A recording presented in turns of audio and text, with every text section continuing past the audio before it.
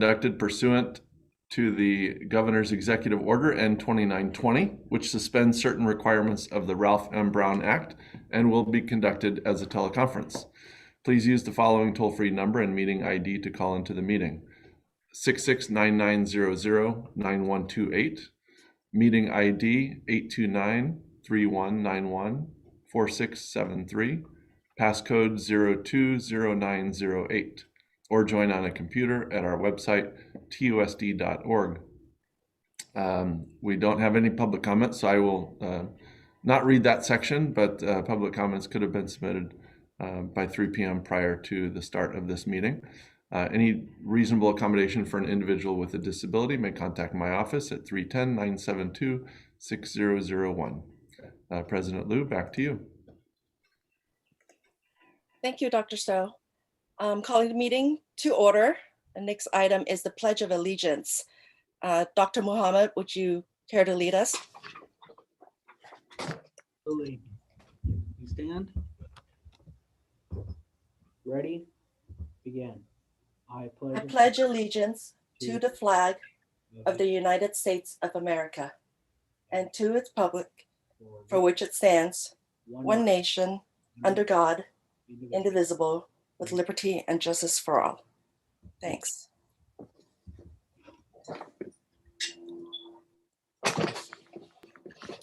Great. Item 4, adoption of the agenda for today.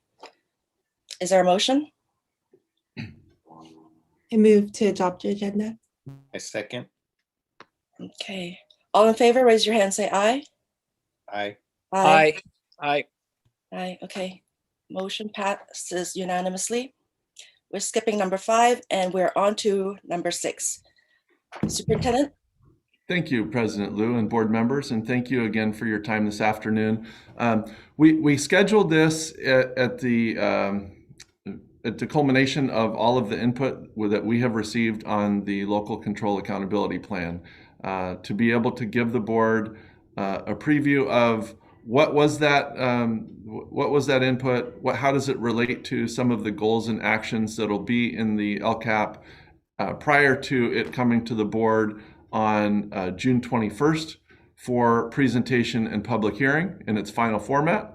And then at the subsequent meeting the following day on June 22nd, we'll have a brief meeting to approve it. And so just as a reminder, we have to have a public hearing for the LCAP and the budget, and then at a subsequent meeting, adopt the LCAP and the budget at the same meeting. So that's kind of how we've spaced this out. And so what we've got today is Dr. Crumpy and Dr. McDowell, who have done the most of the work here on the LCAP and attended all the listening sessions and received the input, are going to present to the board the 5 goals or 6 goals, excuse me, and the different goals and actions and some of the things that we've heard, and give you an opportunity while it is still in draft form to provide more input into the plan. So I'll turn it over to Dr. Crumpy.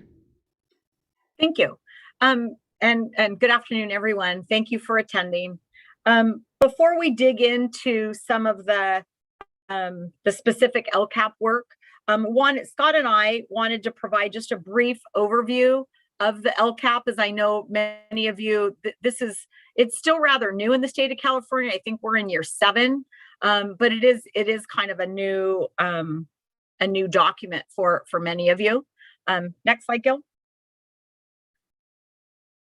And so I know, as you know, that the LCAP is tied to the local control funding formula, so the monies that we receive. And I think what we continually kind of remind everybody is that we develop the LCAP. Really, the specific focus is on our supplemental funding and that funding we receive for our English learners, our low-income students, and our foster youth. You'll hear us include our homeless youth in that population because we kind of identify them in addition, but that isn't really part of the LCAP official language. In Torrance, we include them. But that supplemental funding, it really is for us to emphasize as we write the LCAP on how we are providing those supports for those specific subgroups of students. And so, Gil? Dr. Crumpy, I think it's rare that I actually catch you making a typo, but it was lesson Is there a LESS. typo? Yeah. Since we're an education institute, so LESSEN instead of ON. Okay. Oh goodness. Okay, you're right. Anyway, My apologies. no, I just thought it was very unique because you're always so perfect in everything you say, in all the things you say. Darn. Yeah. And so there are 3 elements to the LCAP and 3 components. So stakeholder engagement, which we're going to talk about, and I'm going to turn this over to Dr. McDowell, goals and progress indicators. And then finally, what we're going to spend the majority of our time on today is the actions and services. And so that we can get, a lot of your input on. So with that, next slide, Gil and Dr. McDowell. Thank you, everybody. Obviously, the very first step in building an effective LCAP that represents everybody is that we have to conduct our consultations. We call them listening sessions this year, and they are complete with the exception of a couple of final approvals. And we had listening sessions with all of our employee groups, principals, administrators. Principals conducted their own listening sessions on their sites with staff, all of our bargaining units, parents, and pupils. And in a slide or two, you'll see actually a full list of all of those groups that we met with. Gil. There are 2 required groups, even though we obviously consult with so many others. And these groups both have some, not just consultation duties, but they actually have some approval duties, and we will be having our final meeting with each of these groups prior to our presentation to you for approval in June. One of them is the LCAP Parent Advisory Committee, and that is required to have a representative from each of the required groups that supplemental funding serves. Our groups represent a broader range than this, but these are the minimum requirements. And then our EL Parent Advisory Committee, we call it DELMAC, and that is actually tomorrow. They will be approving their portion of the plan. And then the Parent Advisory Committee meets a week from Monday. And at that point, we will have a draft that has been approved by the 2 required parent groups. We'll put some final touches on it and then present it to you in June for approval. This is a list of the groups that we have met with leading up to today. Obviously, this is our second session with all of you. Our District Communication Committee, DCC group, has a representative from every school. We have had multiple meetings with them this year. We conducted a student consultation with representatives from middle and high schools. We met with both of our classified groups, CSEA 19 and 845, to gather feedback from them. We had 2 meetings with TTA. The second one was this past Monday. We have had 2 with the LCAP Parent Advisory Committee, and as I said, the final one is a week from Monday. DELMAC, we have already met 3 times this year, and the 4th and final is tomorrow.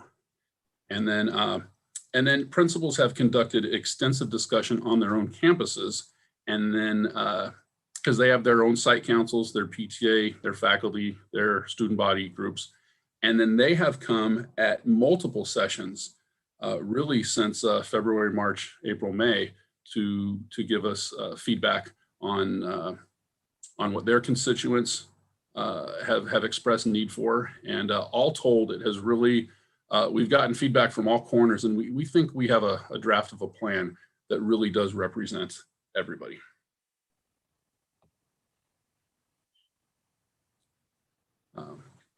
We move on to goals and indicators and priority areas. There are 8 state priority areas And in all honesty, the two in the red, pupil achievement and other pupil outcomes, those are things like, attendance and things that are not necessarily academic, but certainly contribute. Those are the primary indicators that every school are tracking. But there are other priority areas, state standards, course access, engagement for parents, engagement for students, school climate, that we measure via what are called local indicators. And that is actually a separate portion of the LCAP that we will also be presenting to you for approval in conjunction with the LCAP. And we have, the reason they call them local indicators is that we have the ability to create our own measurements on how we are going to gauge our progress, success, and service in these areas. So you'll really see a combination of academic performance as well as other types of outcomes. Like I said, college career indicators, attendance rates, suspension rates, expulsion rates, in addition to the local indicators that we will be presenting for approval. And we have traditionally 5 very large goals that have sub-goals and sub-actions below them. This year, and probably for the next at least 2 years, we have a temporary goal 6, and it's going to reflect the additional funding that we have received. In fact, the AB 86 plan that is agendized for Monday night that we will be presenting to you for approval really is a mirror of goal 6. We just wanted it to appear in both places so that it was very clear what we were doing. But we fondly categorize our 5 goals in the following way. Goal 1 covers what do we do for all students. This is our core instruction. This is our core PLC RTI process. This is what we provide for everybody. Goal 2 then includes what do we do additionally for students that struggle. And here's where you'll find many of the services that are specific to our key populations. As Dr. Crumpy said, our low-income students, our English learner students, and our foster youth students. And of course, she mentioned the homeless students that we also include. They're very high risk and in essence really qualify as low-income students. But we separate them from low income because they have, in addition to the needs of what any low-income student would have, they have additional very specific needs, and we want to support them in that. Goal 3 covers all of the professional development that we engage in throughout the year in the district. And when we get to that, you'll see that that covers a very large breadth of academic topics and support areas. Goal 4 is the school environment in which the students learn in, including mental health, including safety, cleanliness, including anything related to how the students feel when they're on campus every day. And then goal 5 has traditionally been about parent outreach and parent engagement. And over the years, we have been really impressed with the student input that we have received at our student consultations. They are often some of the very best consultations that we engage in, and very enlightening for us to hear directly from the students. And so this year and for years going forward, we have expanded goal 6 to include student and parent outreach and student and parent input. We think that will just add another super important dimension to who we are connecting with and who feels like they have a voice. And then of course the goal 6 temporary supports that we'll be providing due to our pandemic funding. And with that, I'm going to turn it back over to Dr. Crumpy. Thank you. And so we're going to move on to the next section. Joe? And so last kind of historical perspective is, the local control and accountability plan template that we utilize and we submit to the LA County Office of Ed. The LA County Office of Education is actually our approver on behalf of the California Department of Ed. And when this was all designed, the local accountability, you hear the phrasing and the stakeholder engagement that we are required to do. somehow is morphed into a 150-page plus document. And so which to us says, please don't respond and contribute to this document. I mean, it in one way, how can you make this accessible to people and then tell them it's 150 pages long? So very unique to Torrance.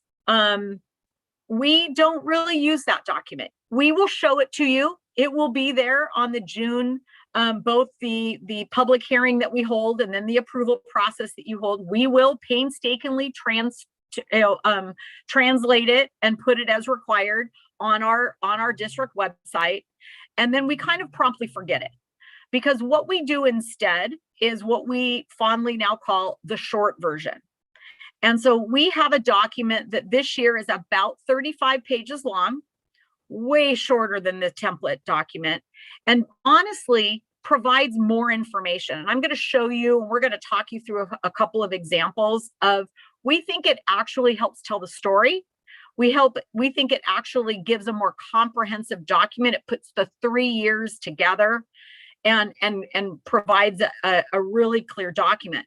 And I think similarly to us including a goal 6 this year that we don't have to, we then consolidate this into one plan. This is what our school sites then mirror with their, what we call the SIPSA, but it's their single plan for student achievement, or school plan for short. That will come to you actually in the July meeting for your approval. And the short version of the LCAP it mirrors what the schools do. So our 6 goals, they have 6 goals. And so we don't want to have 45 goals. This federal plan, the local continuity plan, the CTIG, we have all these plans. And we think that when we have all these plans, that then they don't really get followed and people forget about them. So we really consolidate things into this one document and then say, we use this document. And I think we really do. And pretty much the way we kind of work with the school sites is, if it isn't in the LCAP, school sites can't do it. So they then take our LCAP, and then that gives them the permissibility to go forth and do good as they write their single plan for student achievement. Still though, even though it's a 35-page document, we really have heard from our stakeholders, especially our parent groups, that it's too long. And so we they painstakingly go through it with us. They put a good face forward and smile a lot and shake their heads. But they really, in working with them, have asked if we could put together something even more comprehensive and shorter. And so what you're looking at here is just the cover page to what we now call the snapshot. So when we have our public meeting in June, we're actually going to bring forward 3 different documents to you: the long version, the short version, and the snapshot. And so we're going to utilize this snapshot, as our parents said, thank you. And they really, really liked this document. In fact, our DCC parent committee 2 years ago actually helped us design this and gave us a lot of input about what they liked and they didn't like, because this is for them, right? This is really, I don't look at this document because I've memorized the short version, but this is really for them so that they can use this as they go back to their, they're all members of their each school's site council. Then they go back and then they share this document. They found it, very, very user-friendly. So as we move forward, and Gil, go ahead and move on to the next slide. We're then going to move forward and really talk about the next 5 goals in our plan. Goal 6, we're not going to spend a lot of time on. We've had a board workshop on that already, and it will be presented on Monday night. But please, you don't have to keep track of, if there's a question you have as we're talking and you've got something that you want to discuss, please just mic up. We doesn't matter if it's even in the right goal. We know where it will go, as we're talking about these things. So what you see here is our goal 1. And and just a couple things because they all just kind of show you about the format a little bit with this is you see the same verbiage that Scott already shared with you. The goal is there. And then you see state priority areas. When he shared those 8 areas, this is a quick glimpse that says of those 8 areas, here are the 3 that we are covering within this goal. And then it kind of gives you a cost estimate of how much money is being expended within this goal. It gives you a quick snapshot of what some of the areas of growth are, or areas that we're working on. And then all of the actions are here, numbered 1 through 9 in this case. So there's 9 different actions that we have that are working on ensuring that all students receive everything that they need to learn to their fullest potential. Next slide, Gil. So in comparison, I want to then show you, then you take just that action 1.1 that is listed of the 9 actions on the prior sheet.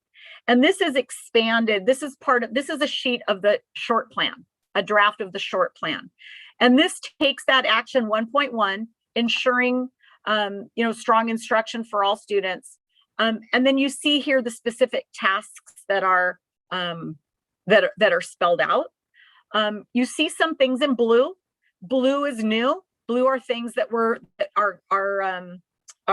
different groups have asked us to consider rephrasing or rewording.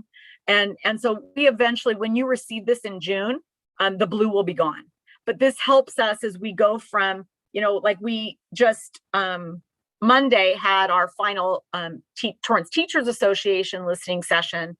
And so the things that they've commented on from the first time that we met to the second time that we met, this helps us, highlight for them so that they're not digging through all 35 pages, or we're not digging through all 35 pages, to talk about their feedback. One quick thing to highlight here is 1.1.1 is this continuing to develop collective teacher efficacy.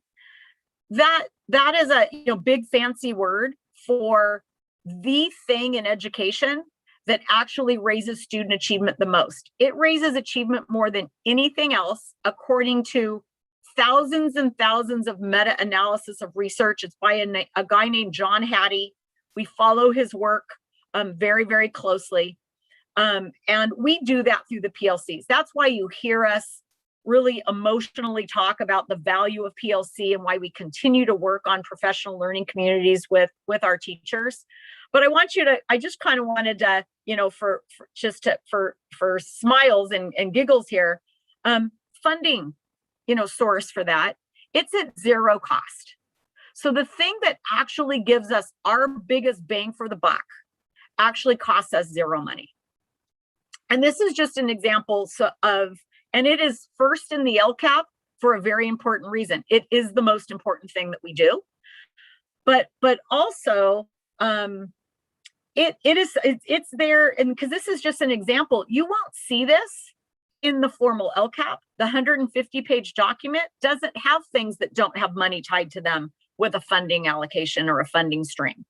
And so this just is an example of how you see here that we're going to do PLCs, that then we're going to have additional weekly elementary collaboration time. We do that by hiring PE teachers. That's 1.1.2.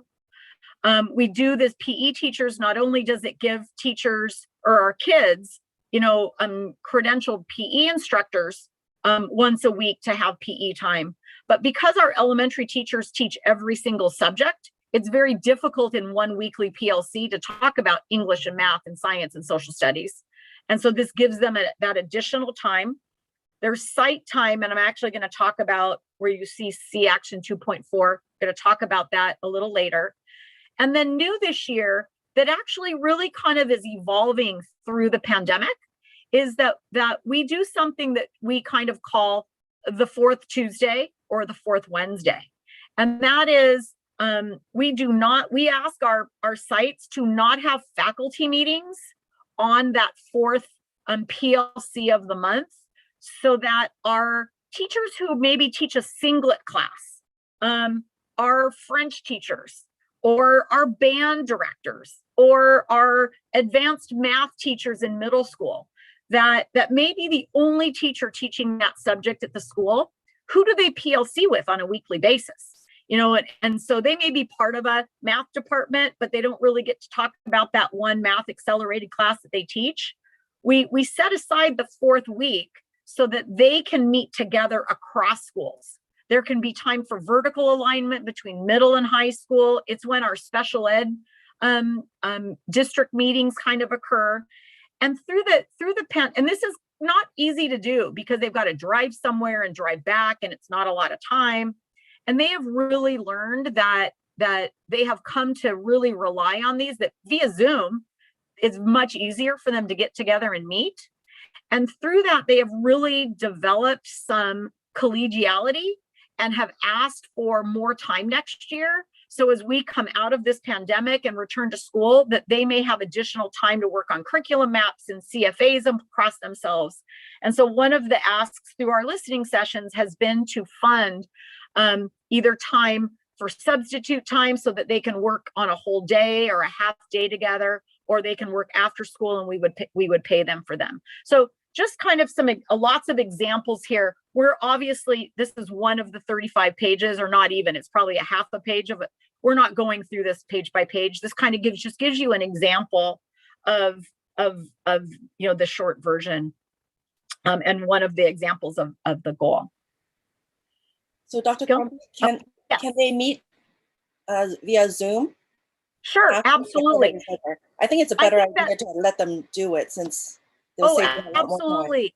Absolutely. I think that's something that we've learned, is that even though we really miss face-to-face, and there's absolutely things that we need to do when we can share the piece of paper and we can talk across the table, especially on that fourth Tuesday and Wednesday, knowing that they can stay in their classroom and all the band directors can talk with each other, and all the ceramics teachers can get together and have a conversation, or all the AP calculus teachers can have time, and they don't have to drive everywhere, is an absolute advantage and something they will continue to do. Yeah, absolutely. So goal 2, you start to see kind of it looks kind of the same. And again, goal is there, state priorities are there. You see a lot more money here than you did in goal 1, because this is the goal that where we are helping kids that need additional assistance academically. And remembering that this is really the purpose behind the LCAP, is how we are providing those supports for those English learners, low income and foster youth. And then that you see the actions below of how we're providing those supports for those students. Not spending a tremendous amount of time. There's not Gil, go ahead and go to the next one, please. This doesn't have a huge amount of change actually this year, as we have received those AB 86 funds that are really mirroring. They're for that same reason, that we have a lot of the AB 86 needs and plans we have in place kind of mirror goal 2. And so one of the things is the part of the LCAP that you see in the snapshot with the measurable outcomes, with the little icon and a little number, gives you a little bit of information. But this is actually at the front of each of our goals in the short plan. And this gives you even a more elaborate look at our measurable outcomes. And so this is the start of a new 3-year plan. So what you see here is in the table, you kind of see some of the required pieces, or things that the County Office of Ed will look for, how we do on our dashboard. Now, remember, this is all old and outdated, but we still are required to do it because until we resume our CASP testing, how we're doing with English learner process, and the reclassification of our English learners. And then what you will see here is a lot of blank spaces. As we get that data at the end of next year and the end of the following year, then this chart will be completed as this 3-year LCAP. This page remains the same throughout the next 3 years. And then this will get completed as we go. What you see additionally that we do is that we're then calling ourselves out, and you've seen this as part of our DEI board workshop, where we provided a lot of data on different groups that we want to make sure that we're monitoring. And so we include those as part of this expected outcome, page in our short plan. Gil? One of the things I want to call upon that's also unique to our plan, and I said I would refer to goal 2.4, you will see throughout our plan that us referring to goal 2.4 quite a bit. And I want you to, when you look at 2.4.1 and you see here $3.7+ million, this is very unique to Torrance. This is pass-through money, if you will, of supplemental monies that we receive that we then allocate out to the school sites. And they get an allocation based on the number of unduplicated kids. That's the English learner, low-income foster youth at their school sites. So schools that have a higher population receive more funding than schools that have a smaller population. But we recognize in Torrance and have valued that we have a lot of not only do we have diversity in students, but we have diversity in school sites of need. And so rather than have a one-size-fits-all model, we provide a huge chunk of monies to school sites that their school site councils govern and are held accountable for. And then they then can, it still has to be in the LCAP somewhere. They can't just make something up and say they're getting on one of those SpaceX spaceships and going taking a field trip. If that isn't it, that was probably a bad example. But if that doesn't, if it isn't in the LCAP, but this is very unique and school site, then why our single plans come to you in July and we look at them quite carefully because they have to account for their portion of that $3.7 million in their single plan for student achievement.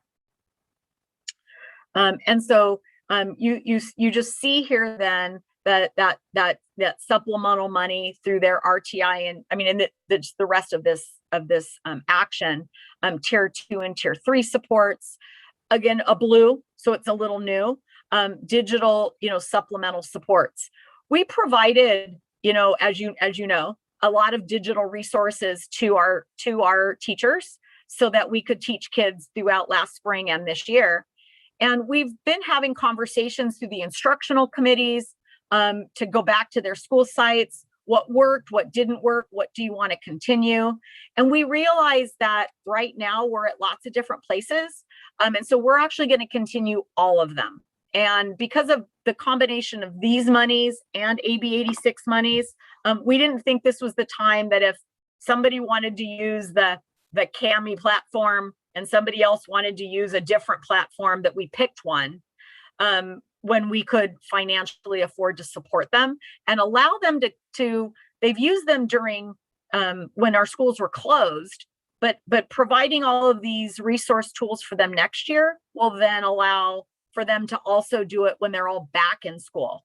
And then we feel like we can have a more complete conversation about how they would use these resources, moving forward. And then we'll look at see whether we have redundancy and what teachers are still saying that they want to use for students. Next one, go. And with this, I am turning it back over to Dr. McDowell. Thank you, Dr. Crumpy. As we said earlier, goal 3 is all about the professional development that we provide our teachers, the curricular specialists that we employ. And if you look at the top right and look at expenditures, obviously the LCAP covers the entire LCFF district budget. And so a huge amount of general fund money is spent on teacher salaries. That's an approximation there. But below that in goals action, $5.4 million of supplemental money basically funds our resource teachers, our subject matter experts. And the list is long, but it includes English and math science, CTE, induction, GATE, ELD. We fund part of some intervention pieces of special education. So this is really, really a broad teacher expert category that we fund. And then we have a couple of examples of new work or additions to this. If you would go to the next goal, please go, next sheet. So every year we conduct a needs assessment, and a year ago it led to us doing some consolidation of guided reading, and we ended up with a frozen position. And as we look at our current needs, and this was something you had previously approved, is the addition of a history social studies resource teacher. Partly because we were lacking a social studies content expert to work with our teachers, but also because there are some significant projects coming our way. And it includes the growing Seal of Biliteracy program. Sorry, Seal of Biliteracy exists. The new Seal of Civic Engagement program, as well as the pathway to civic engagement that we do. It's not a requirement, but that we do with 5th and 8th graders to get them started. There is an ethnic studies curriculum that the state has approved. It's actually proving to be quite controversial in other school districts, and we certainly want some good lead expert information in those areas so that we do it right when and if the time comes for that. And then we have this huge diversity, equity, and inclusion path that we're just beginning to go down, and you saw a little bit of that in our diversity, equity, and inclusion board workshop a little while ago. So we think the time was right for this history social studies content expert to be hired. And we all did want to stress this isn't new monies. Actually, it was monies that were on hold via a frozen position, and our needs dictated the addition of this. And then the other thing we're adding, and I just did allude to it, is we are embarking on a really large, really important diversity, equity, inclusion multi-year process. And I believe you're actually getting some information on that at Monday's board meeting. But these are two sample actions that are both brand new for you in goal 3 that we wanted to highlight.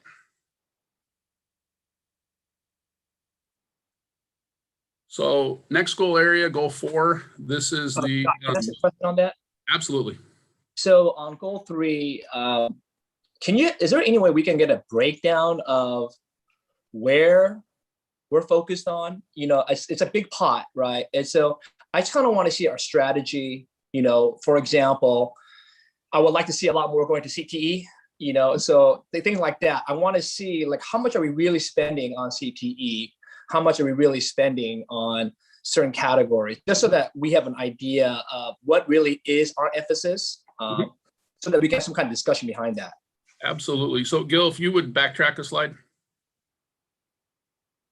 So this format exists in goal 3 for everything, and you will see in the short version, you will see a box like this for every single area, and you can see what we're spending in each area. What are we spending on math and how? What are we spending on English? There is a CTE section. What are we spending there? CTE is interesting because we are still receiving an annual CTAG grant, which has been really helpful. It's probably been 3, 4, 5 years that we have continued to receive it. And so you'll be able to see by curricular area exactly what we're spending when you get your copy of the short version. Dr. McDowell, I have a question on goal 3. So we're talking about starting to prioritize professional development across all classifications, specifically classified employees, but I don't see this reflected in goal 3. It would seem like an appropriate place for it. are we prioritizing that, and shouldn't it appear somewhere in the LCAP? Yes, it does, and it's going to appear in two areas. There is a classified employee section in Goal 3. It is specific to paraeducator training. And then in addition, we have some significant expenditures in the new Goal 6. But that level of training is included every year in the LCAP. If I can just jump in, Dr. Gerson, a lot of the classified training that we're continuing to look at and plan for, it's still in development. So Gil, Mara, along with Dr. Egan, Dr. Kim, and Dr. Liberati are still developing a more detailed plan on what that will look like moving forward in the next couple of years. And we've yet to talk about the budget allocation for specifically some of that, although we believe that much of that staff development can be done without any cost during the work year for those individuals. So, but that'll come to the board later and is separate from the paraeducator PD that Dr. McDowell addressed. And I do think additionally, because as that is still being worked on and finalized, that we did put within goal 3.15, maintaining a staff of properly credentialed teachers, administrators, and support staff, that we have put a task in there where right now where we think that may fit, where we're adding that that additional non-paraeducator classified staff training.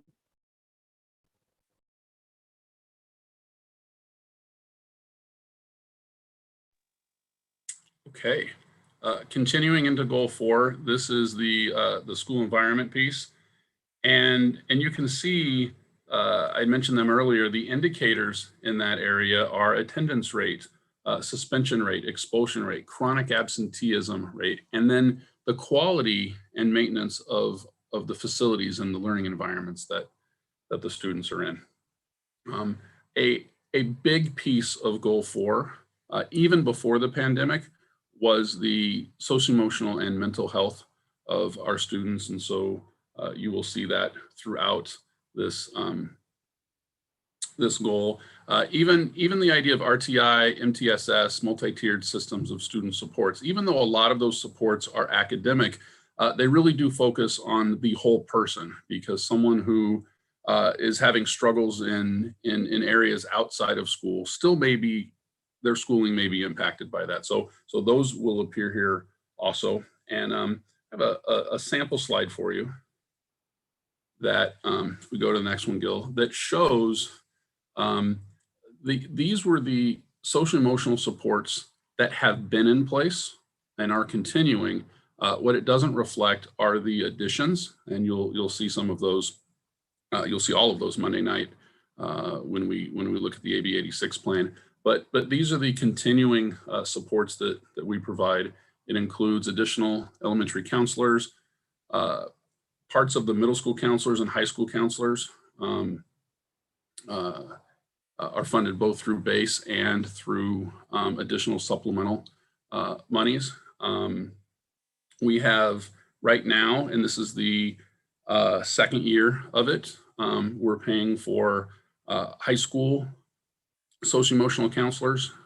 They've been in place there. It's actually kind of a split cost. We're providing half and the schools are paying half. It's been very successful. Those people are very busy, which is why that's one of the areas that we are adding to in the AB 86 plan. And then same for middle school counseling. And you will see in 4.1.6, site-based socio-emotional services. Again, this is an area that the schools may choose to increase even more with their site monies.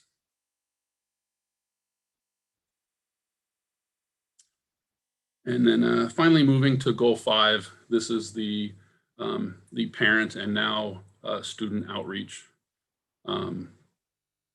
portion of that. And this is where we provide this is, you'll see it in two places. You'll see translation services in Goal 5. You'll also see it in Goal 3 as a specific English learner support. But this is also where we support our website, our public information officer, all of the things that help connect us and connect parents to TUSD. And I have a sample slide for that. And the reason we put this slide in is that we continue to search for and find effective ways to bring parents into their kids' school lives. And so, for instance, an existing action 5.1.2 is PD we offer to parents around Power School Parent Connect. As you know, parents check on their kids' attendance, they check on their kids' grades, and that is existing and continuing. But a new element, and it was piloted this year by some teachers, and it will be available to teachers for next year, is a learning management system. It's called Schoology. It really is designed to replace an aging eTUSD system that you may have been familiar with. And there is also a parent piece to this, and we will be providing parent education in those areas, because there is more to working with your student and your school than just knowing their attendance and their specific grade, but actually being able to look at the kind of work that the students are doing. And the parent portion of Schoology will allow them to do that. If we go one more slide, Gil. We put in a second slide here, and this is actually just a list of all of the groups that we consult with throughout the year. It's all the groups that I mentioned before, but I did want to follow up on something Dr. Crumpy had said, that none of these things cost anything. And just like our PLC process was one of those no money, but of paramount importance, so is this. The connection that we have with our parent groups and feedback groups costs us nothing, yet is so powerful. And again, these are the kinds of things you won't see in the huge county document that you'll have to approve, because they don't cost anything. So we don't put them in, but we like them in the short version because it just paints a clearer picture of what we're committed to and what we're working for. And with that, it brings us to a concluding slide with Dr. Crumpy. Dr. McDowell, can we go back to Goal 5? I have a question. Absolutely. So we're currently engaged in a very significant district initiative, which is our strategic communication plan. But I don't see it specifically reflected. It seems like a Goal 5 item. Can you touch upon that and where I will see this? Yes, I can. It is in the plan.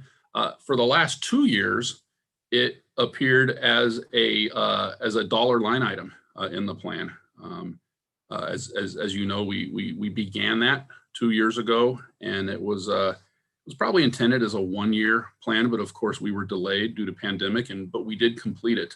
And so for the last 2 years, it's been a cost line item in the plan. It's no longer a cost line item, but we continue to reference the implementation of the training that has gone on over the past 2 years. So you will see it in there. I think we need some more discussion on this item, the strategic communication plan. I don't see it as anywhere near completed. I think we're still in the beginning stages of still design. I still don't feel like we have an internal goal well worked out. We do have a recurring cost of the state of the schools piece, but Dr. Stowe, when is the next Blue Ribbon Panel Committee communications meeting? We haven't set that meeting date. It'll be sometime in mid-June after school's out. But certainly I would agree with you that it's not communications isn't something that's ever complete, right? It's constantly a work in progress, and there is a cost to the state of our schools mailer. There's a cost to some of the good neighbor work that we're doing, and a few other things. So that is something that is ongoing, and we can certainly have that discussion. Thank you. Yeah, I think it should be more reflected, because I couldn't find it in any of these 6 sub-goals. I appreciate you bringing that up. No, Jeremy, and I think you're absolutely right. We'll go back in and we'll, as part of this process, see how whether we rework an action to have it be a part of this. That group has not been one of our consulting groups for our supplemental funding and our LCAP, and I think that's where most of this stuff comes, and I think that's a good point.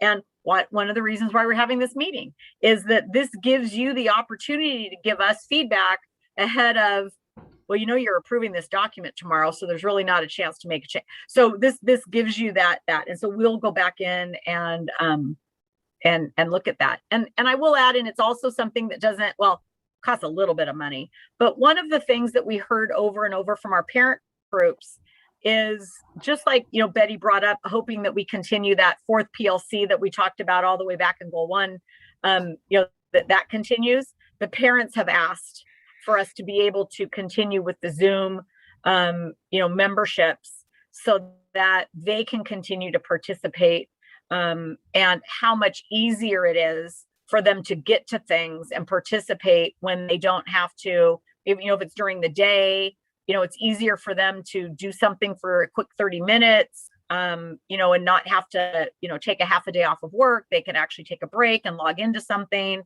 but also to do something from home that now doesn't require childcare.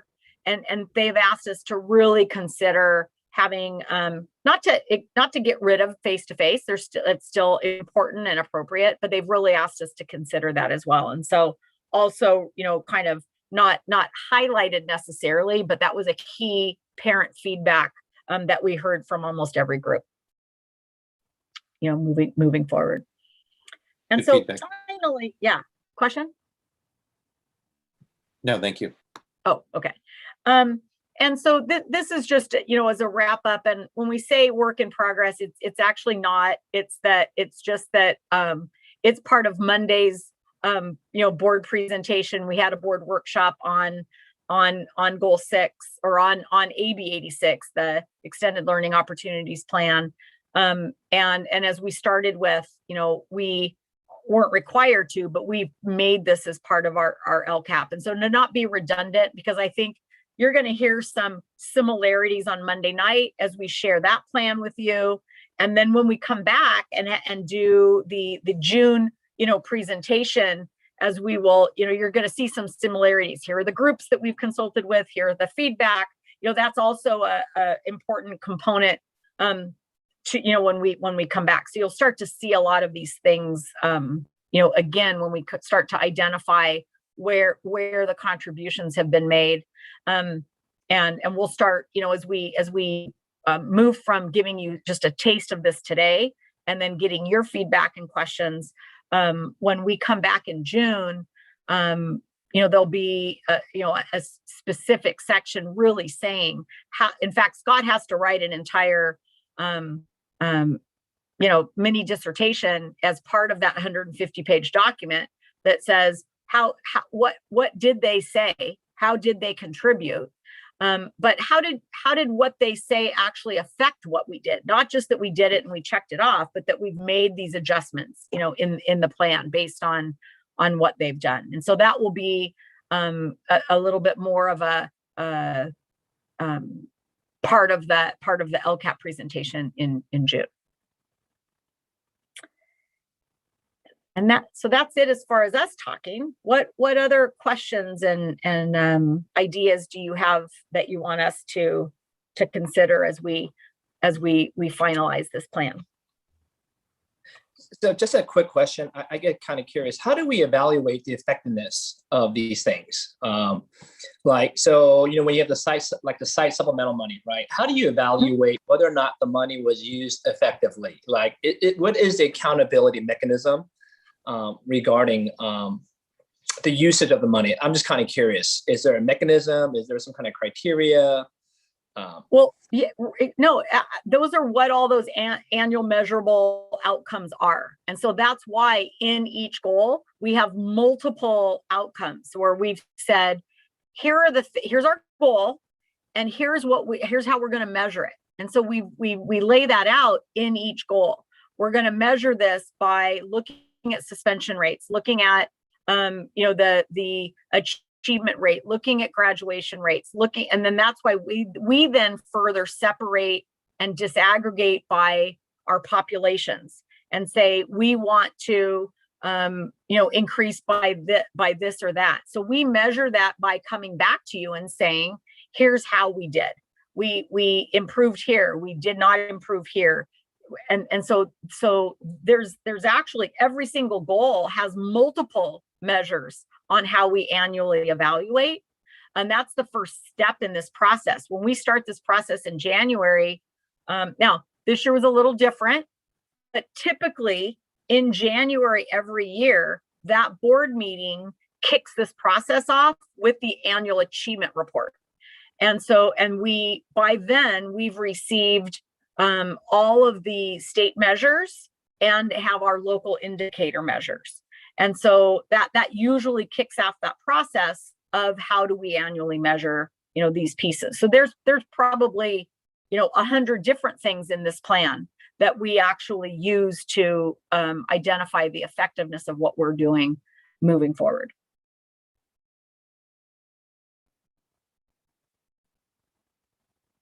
I have a bunch of questions. I'll try to follow the flow of the presentation.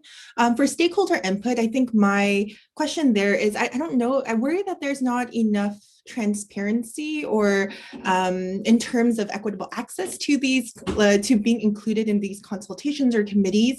And so Dr. McDowell, you mentioned that this is a no cost, but I think that we need to recognize that there are significant barriers to participation in these groups because there's an opportunity cost, there's an investment of time or just even, so just more transparency into how we are selecting the representatives who are going to be included in these committees and consultations.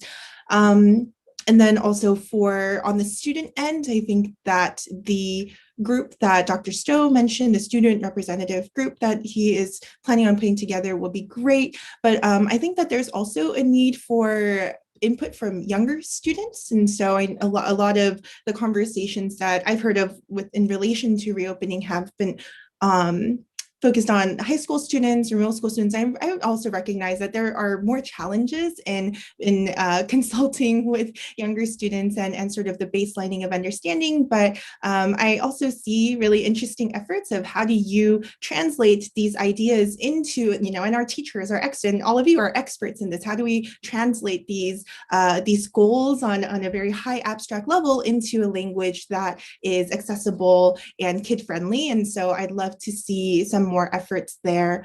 Related to school materials, or I don't know exactly where the funding piece comes in here, which goal it's a part of, but I was curious where the funds for devices and connectivity addressing the digital divide, because as we are continuing to move forward and relying on LMSs and other in this giving students options for also using more digital tools to access their education. I think that continued investment in making sure that kids have the devices and the connectivity that they need, regardless of their income, regardless of where they live, I think that's incredibly important and would like to see where that plays a role in just making sure that we are projecting out as to that continued need.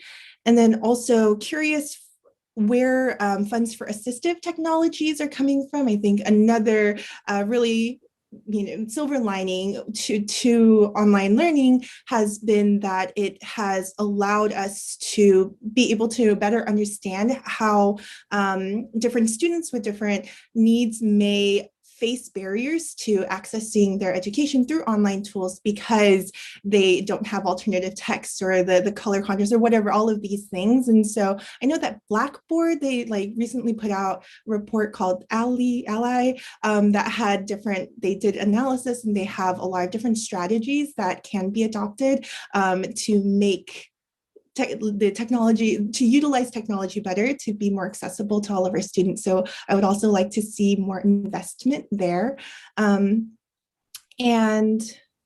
for goal 4, I also like to note, I know that there is a lot of parental engagement, but again, focusing on the students. How are we investing in making sure that students feel empowered to feel agency over the school climate? So are we investing in student training for students, like bystander intervention, or different tools for them to be able to provide peer supports for one another? And so what sort of investment is taking place there?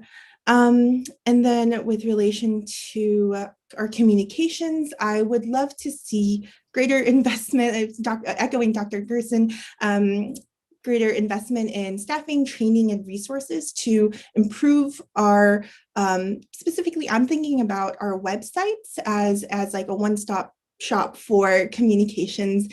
And, but I understand as part of the larger strategy, perhaps it's not our website, perhaps it's Schoology, the LMS, or whatever, something else. But I do think that our websites, both our district website and our school site websites, are being underutilized.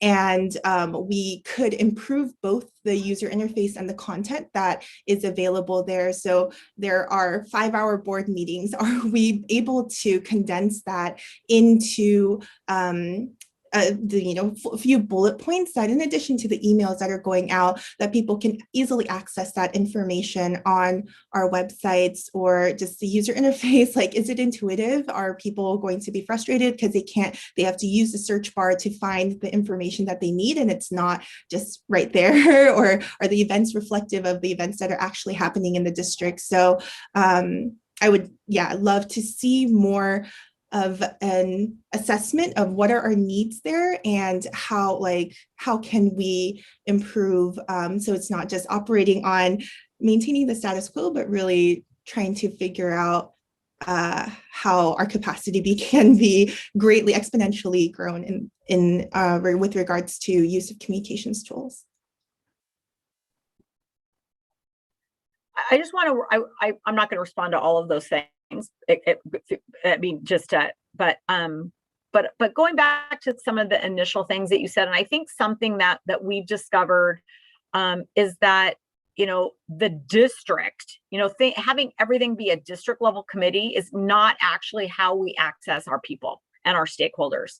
We have the required perfunctory, and then we try to make them as compelling and useful and helpful as possible.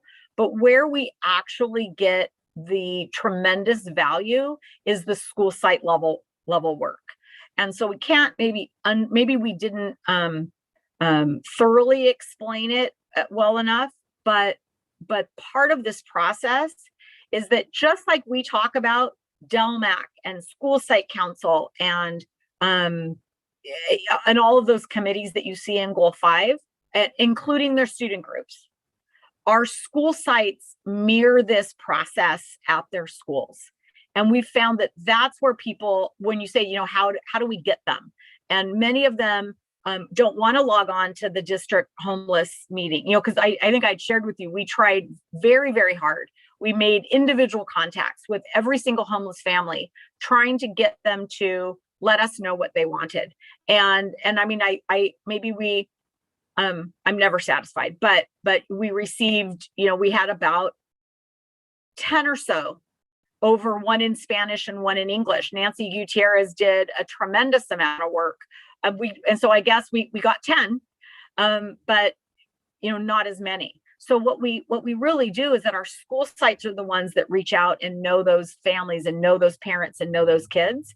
And then they're that two-way, communicator we have multiple meetings with our site admin where they are then bringing that voice to us to make sure that we're representing all of that. And then, and vice versa, we then provide, when they give us input and we go back to the site admin with that, they in turn go back to those groups and say, here's where your input made it into the plan. Here's what they did with your input, so that they understand that when they do provide input, that then it's valued and that we react to it. And we have found from doing that, we have far greater transparency and outreach where there's more access at all 30 schools for people having an input to the plan without being on an official district committee.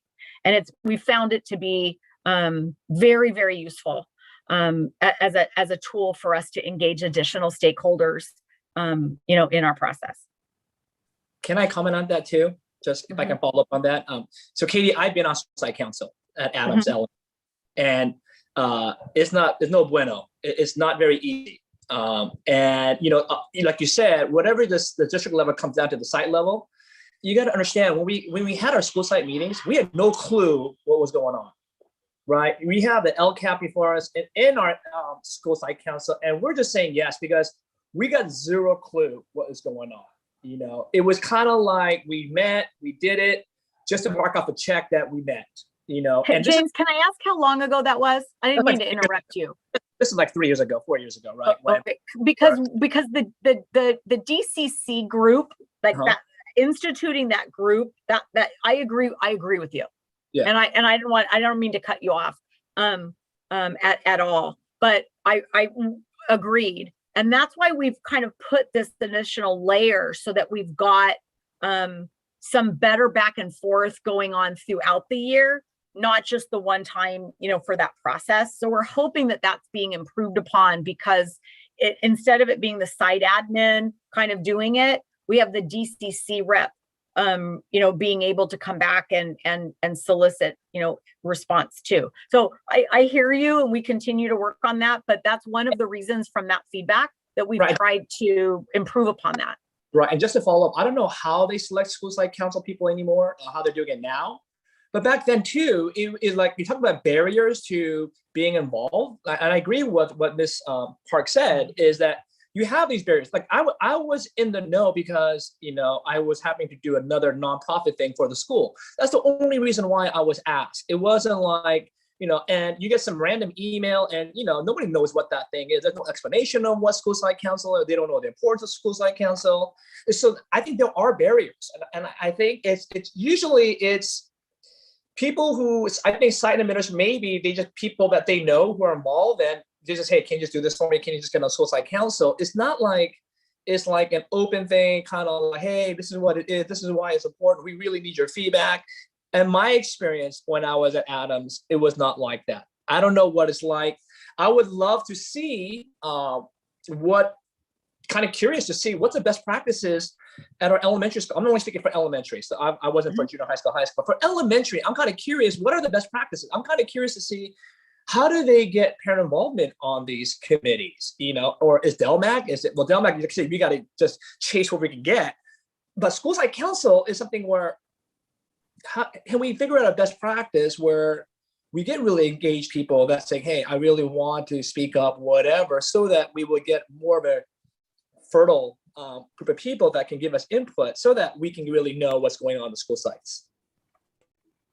We can send you, there is a process to it by law. They have to be elected by the parents. And there's specific guidelines on makeup of the school site council. It needs to be, some parents, certain percent parents, certain percent teachers and staff, and then certain percent students at secondary schools. So we'll get some samples of ballots that go out and maybe messaging that go through the different newsletters. But again, that was all part of the process, Dr. Stowe. It's not the issue about the ballot. It's not about the issue of percentage. That's all given, right?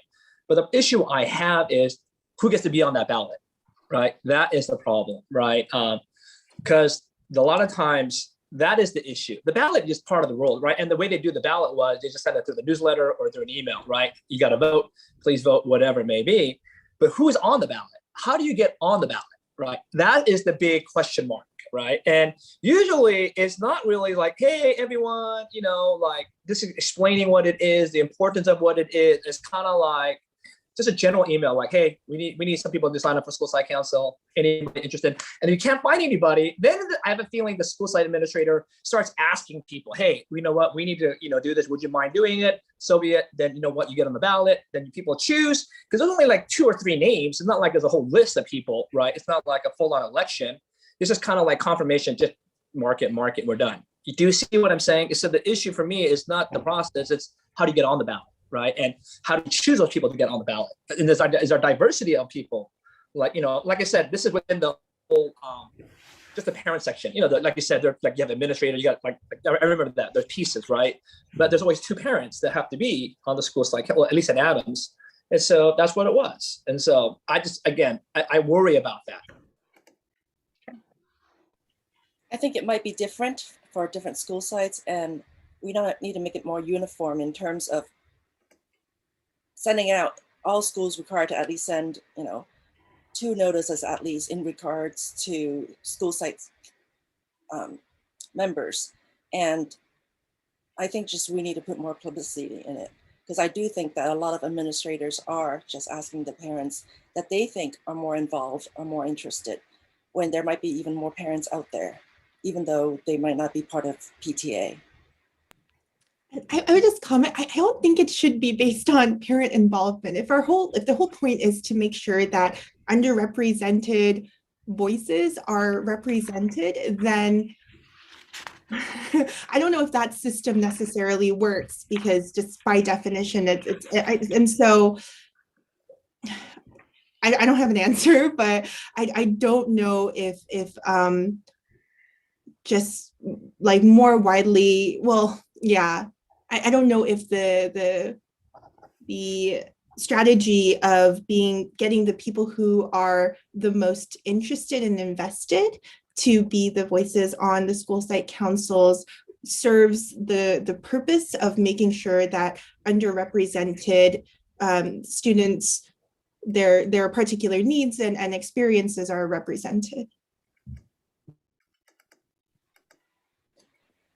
Don't I we see try both to sides. do those of different categories of people for the school site council? We do try to do that, right? The school site council is supposed to be representative of your student body at large. In that, similarly with LMAC, like the guidelines for LMAC, they're quite often at school sites, even in an LMAC, where you have multiple language in Torrance, because we have multiple languages represented at our schools. We also have to tackle when there's parents that are of one language that tend to dominate, and then we have to work to make sure everybody's comfortable and everybody has a voice, and so that is an ongoing conversation also. So school site council is one piece. Many of our Title I schools have a Title I parent advisory committee as well. It's not required, but it's not required by law. They do that to try to encourage that voice as well. So we'll get you some of that information on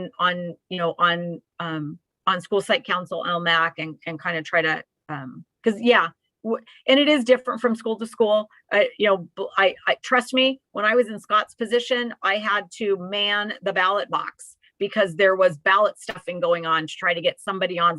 So it just depends on the popularity of school site council. It is, so we'll get you more information and get back to you, but it also is something that ebbs and flows when there's work to do. And through the recession, it actually kind of stalled, because it's not fun to meet when there isn't any money and things to decide on how to help kids. And so it stalled. It became very, very popular, a number of years ago, when there were 12 different categorical programs that they were all governing and deciding how funds should be spent. So it kind of ebbs and flows sometimes with that. And it's been a little bit more consistent, but we'll get you some of that data on the compositions at the site and get it back to you.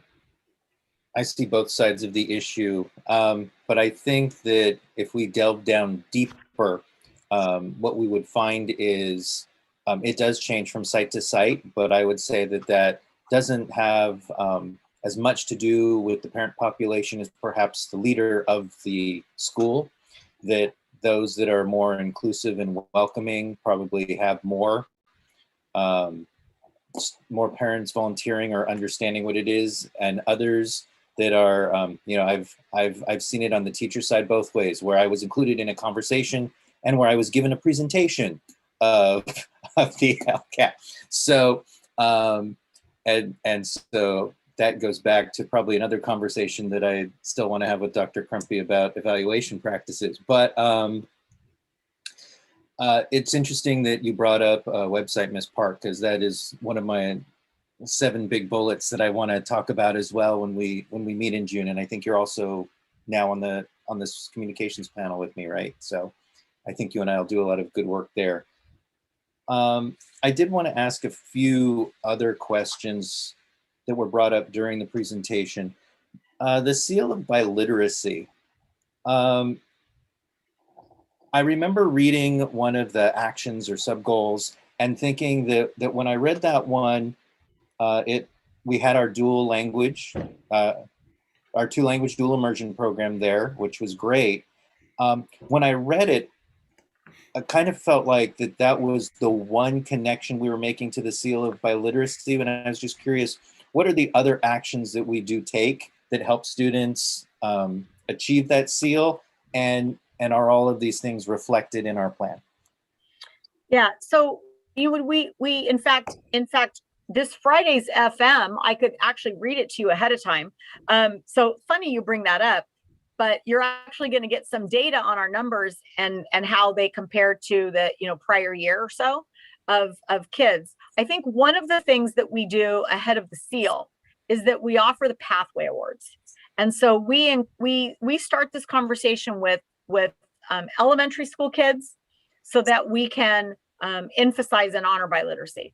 And so they have a different, a different way of doing it, but they read books in their native language, and it's, their language is honored, and then they do a writing prompt that we kind of score. We want to encourage them to keep their native language or their second, or whether as they're learning a new language, doesn't matter if it's native or not. And so we honor them with that pathway award, and then again in 8th grade. And so we do that for that encouragement leading up to the seal. So those are 2 things to not just wait and hope that everybody signs up for that award, but as we're through foreign language offerings, world language offerings, but I think also a lot of our kids that for being in a world language class and getting up to a certain level and earning a certain grade is one way, but they can also, take an AP exam in a language we don't even offer. And so there are we also offer other ways of languages, of ways that we can offer that seal in languages that we don't even offer, or that there is not even an AP exam. It's rarer, but it is something that we really, we emphasize, and through the years, I mean, the number of kids earning it keeps increasing, because the high schools, do emphasize and making sure that but remember, they've got to be English proficient and then proficient in that native language. I don't know if that kind of helps answer, but I think Torrance has been, I mean, it's something that from the get-go, we've always wanted to honor those kids and help them to not, especially kids who start out as natives, not lose that language. One of the reasons that we're doing the dual immersion class or program is to keep that, is to have them truly be biliterate. To connect the 2 conversations, Ms. Park, I noticed a few days ago that North High already has its list of of students in the different languages that they're being recognized in on their website. So one thing that I learned today, I did not know that there was a seal of civic engagement. When did that start? And can you send me some information on that? Well, we will as soon as it's done and developed. And that's part of the piece of, we mentioned it back when we did that DEI, board workshop, but it's new. It will be offered for graduates next year. Scott has actually been starting that work with some high school kiddos and teachers, and is developing that. But the new history social studies resource teacher that we've hired will be then picking this up and expanding upon that.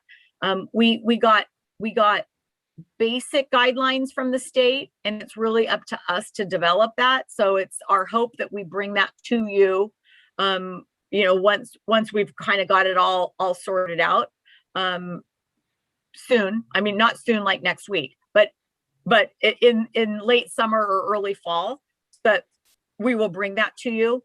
But we also have, and it was interesting in doing the final interviews for that position when we were hiring, because we want to mirror the seal of biliteracy and also often offer pathways. So we want to, first we've got to get the seal guidelines done and ready, and so we can publicize and support and have that ready to go for students for them to get the first group honored next year. But we want to start that, so for 5th graders and 8th graders, there's also a pathway award, and that we can kind of, we're kind of mirroring it after the biliteracy seal. And so we will get you more information on that. We can shoot you out. In fact, I can get you the state information right now. It's just not very complete. And Scott and his early committee, and then the larger committee that we're expanding on, as soon as school gets out, we'll have more specifics for you. Dr. Crumpy, I can even add a little information to that. A group of us have been attending the LACO information meetings all year, because once this got finalized in the fall, we've been attending. But the high school 4x5 for social studies, which is the social studies curriculum committee, has already met this year to look at criteria. They are meeting this coming Monday afternoon. It is that quick, and we think that we are going to have some proposed language for the criteria. In addition, we want to bring the criteria to the board for approval so that next year's seniors have ample time and awareness of this program as they enter their senior year to complete it. And then really it's not designed as a 1 year, it's not essentially community service, not a 1 year thing. This is really getting engaged in an important issue over a span of a long time, which is why the pathway in 5th and 8th grade process is so important. We already have groups of middle and elementary teacher volunteers who want to work on that. And so we will also be convening groups of teachers to work on what our pathway criteria would be. There's no state accountability for the 5th and 8th grade. That is something that we do. But we will be aligning district criteria with the state criteria, if that helps. Are these the only 2 seals currently? And is this something, now that biliteracy has been around for a while, with the civic engagement, is this something that the state is going to start doing, creating more of these, or do we think this will be the last one for a while? Well, I guess we don't know, not that we've heard of, but there is still the Golden State seal. So there is the original one. It actually came before the biliteracy seal. But did they discontinue that? No. They discontinued the Golden State exams. Correct. But when they discontinued the Golden State exams, there continued to be different criteria. We have to download. It's a little bit complicated, but there is a way to earn a Golden State diploma by meeting certain criteria. Do we do this? Mm-hmm. We do. how do we disseminate that information to our students that this is an opportunity for them? I don't know, Dr. Egan, if you have, I mean, I can tell you my kids got it. They have a different diploma. So I want to say through the school site, but I don't know if you have any additional information on that. No, that's correct. You got it. At what point, Dr. Egan, is it in the student handbook? Is it, when does a student first hear about it?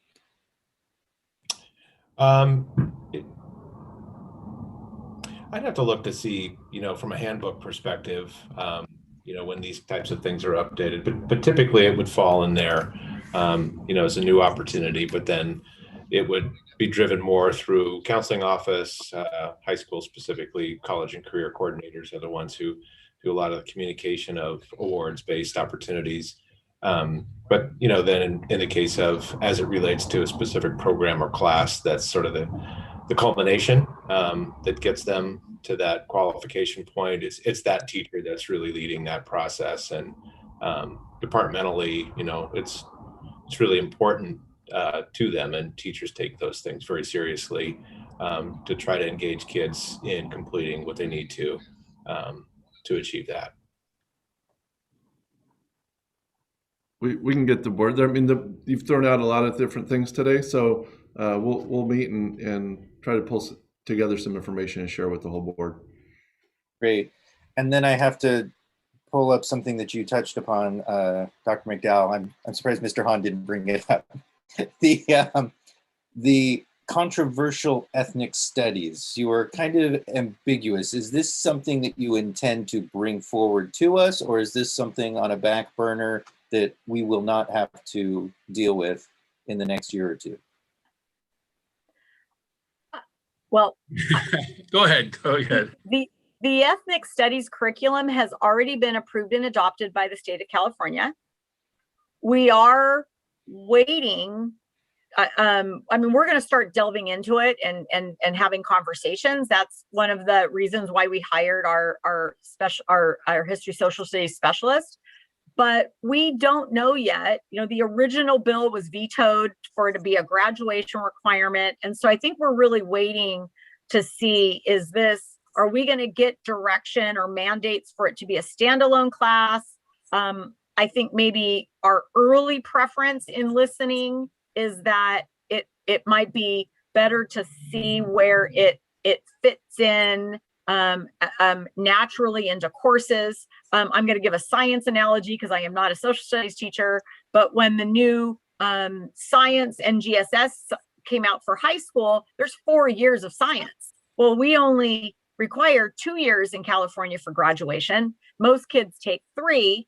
And so what we had to do, short of saying, well, we're going to change it and make every kid graduate from 4 years, we took what really was earth science, and they took that and they spiraled those standards as they best fit, which earth science standards worked well in biology, worked well in chemistry, worked well in physics.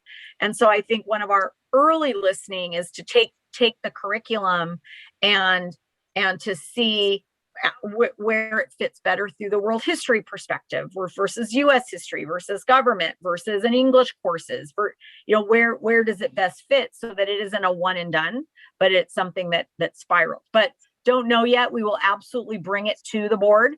But it's still in its infancy. It just got approved, and we want to see what we want to kind of see where the legislature is going to tell us what we have to do before we do and undo and then have to do again.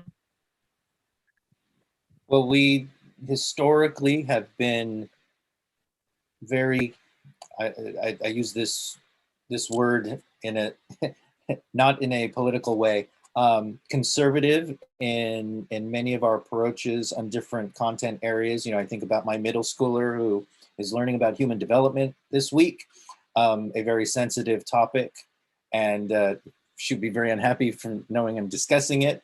But again, taking a very conservative approach to teach the minimum to make happy as many people in our community as possible. And it is a controversial topic. that will create feelings on both sides. So that's why I like to have as much warning on this as possible. And this is going to be will need to be a true measure of our development of our tough decisions protocols, and bringing the community into this in a sensitive and meaningful way. And so I just want us to be very careful and conscientious on this topic.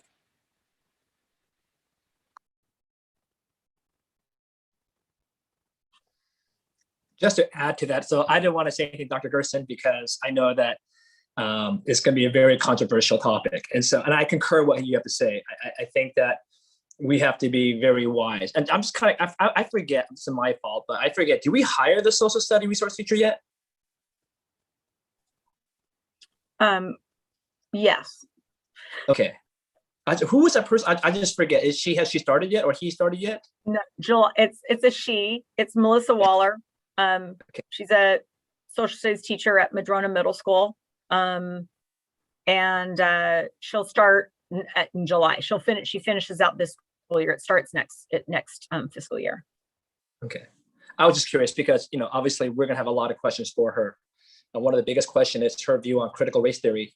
That's going to be the ultimate line, right? And so, there's some really heavy, this is going to make our last special board meeting look like nothing compared to this topic. Just FYI. So just the feeling I get, but yes, we have to be very sensitive about this. And just, in any process of going through adopting curriculum, it's really, we have our process, but it's really the board that ultimately will guide that and help frame that. So, it's not necessarily an individual's belief or feeling about it, but it's we'll follow the process that we always have at the direction of the board. So a lot more to come certainly on this topic.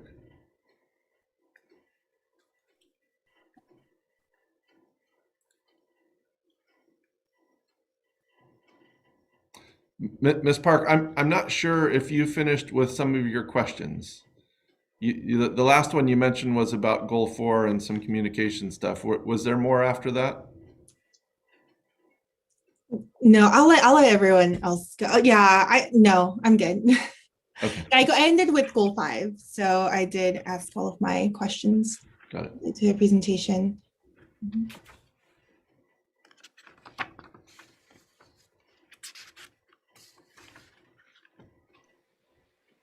If nothing else, does staff have any questions for us? No. So what we'll do is take your input. Thank you very much. You all raised some really good points today, and incorporate this into ultimately what will bring you on the 21st of June for the public hearing. It'll be we agendize it prior to and post that, and then so anyone that has comments can at that meeting, and then if there are none, and at that point in time, then we'll bring it to the board for approval on the 22nd of June. I did have another point though. I didn't know where it fit in anywhere, but related to like digital literacy or digital skills building, if that was addressed anywhere. I think in for college and career readiness as well, it's really important. So just what are our efforts? What's our strategy there to make sure that it's being, like you mentioned, Dr. Crumpy, being incorporated across the curriculum and not just a standalone goal? But yes, would love to see more on that as well. Yeah, I'm smiling. We might have had it in a conversation. I don't remember. And Mr. Marr, are you listening? Because I can tell you, it's part of the 3rd grade standards and curriculum. But we also have a K-12 technology where citizenship is spiraled. We have a standards and a framework, just like we do for math. But when we look at some of this, and the digital citizenship aside, when we look at this at our K-12 kind of like continuum, and we see what kids have learned during the pandemic, I think we need a redo. there's a lot of things that when I look at what kindergartners have to know and be able to do, it's kind of funny now, because yeah. So it is there within a statewide framework. There is a huge focus in third grade. It's kind of like, maybe a bad analogy, but kind of like handwriting. Even though people think we don't teach handwriting, it did not go away in the state of California. And it is a third grade thing. That doesn't mean that second grade teachers don't start it and that it's not used, throughout their schooling. But maybe that's a bad analogy, but it is a third grade concentration focus, and then it moves out. But when it's appropriate, we can get people together. It is something that we have to look at and revise, because it's a little bit obsolete now with the experiences that our kids have had during the pandemic. We need to update it.